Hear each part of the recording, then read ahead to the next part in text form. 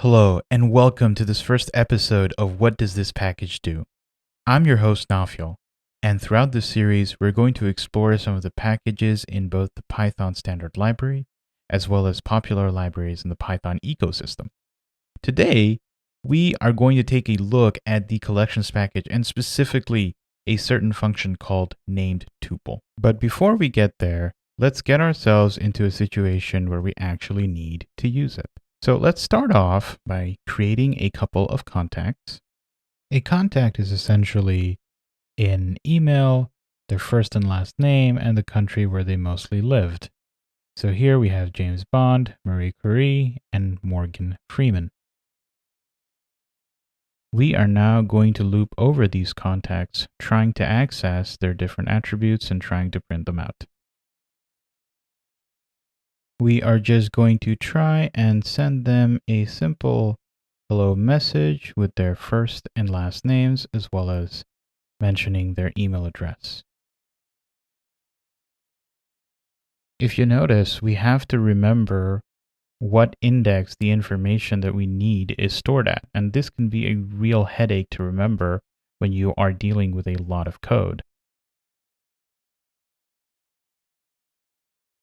And on second thought, let's just add the last name in the greeting as well. Okay, now that we have all of that out of the way, let's try running it. Okay, it seems like we've made a mistake here. This should probably be index number 2. So let's try running that again. Okay, that seems to be working. So accessing the different attributes in our tuple is really cumbersome when we're using indexes to do so. Luckily, we have namedtuple to solve this exact problem. The first thing we're going to do is create a variable called contact.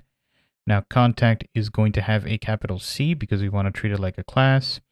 And of course, it's going to be a named tuple, and we're going to automatically import that. The first argument here is the name of the named tuple, which is going to be contact. And the second argument is going to be a list of its attributes. So in this case, we have email, first name, last name, as well as country. Now that we've declared namedtuple, we can just go ahead and cast all our existing tuples as named tuples. And the magic of this is a named tuple is still a tuple. So our code will actually run as it is. See, what did I tell you? No problems at all. Now that we have all of that out of the way, let us take advantage of namedtuple's awesome attribute access abilities. So we are now going to go with contact.firstname, contact.lastname, and of course, last but not least, contact.email.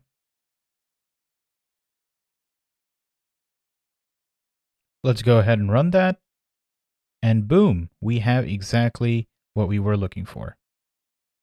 Let's take a closer look at namedtuple by setting a breakpoint on our print statement and just hitting the debug button. Once we do that, we can take a look at our variable contact. In contact, we have the attributes country, email, first name, and last name, but we also have the ability to access the index. So we can now just jump over to our console and try printing out a few things. So we'll first try to see contact.country. And so we can access it like an attribute. But what if we wanted to treat it like a dictionary? And that doesn't work because this is still a tuple. And when you start using square brackets, it's going to assume that you want to access one of its indexes. Okay, so let's just get out of the debugger for now. We're going to stop it, minimize it. One of the coolest things that you can do with namedtuple for its second argument is also just give it a string that has all its attributes listed, but with spaces in the middle to delimit the attributes. So here we have email, first name, last name, and country. And as you can see, that works as well.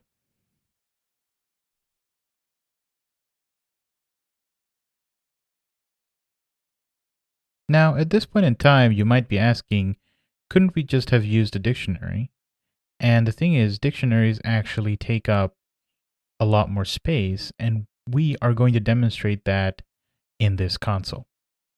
So starting off, we're just going to import named tuple, and we are going to create a named tuple with 3 attributes: first name, last name, and of course a middle name.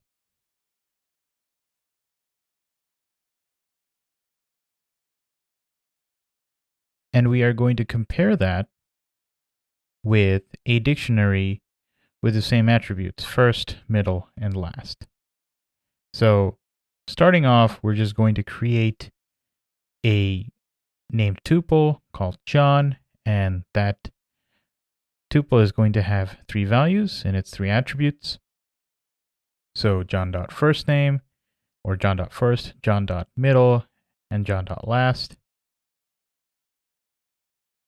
And of course, we're also going to create a dictionary with the same information.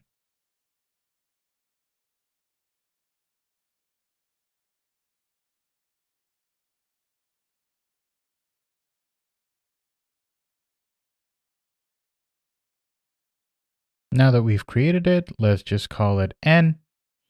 And to compare sizes, we're going to use sys.getSizeOf. And now we're just going to see the size of John compared to the size of n. And you can see there's a very large difference. The reason for this is pretty simple. It's because named tuple at the end of the day is still a tuple, and a dictionary has far more attributes than a tuple. So this is one of the greatest strengths of named tuple, is that it gives you some syntactic sugar without using a lot of memory. The best part of using named tuple is that you're in good company. Here we can take a look at the Django project, and you can see that there are a lot of uses of named tuples throughout the code base, and we can just even head over to queryutils.py, and here you can see a named tuple import. So you are in good company. Well, folks, thank you so much for watching this episode, and if you liked it, please hit the like button and subscribe for more awesome Python and PyCharm content.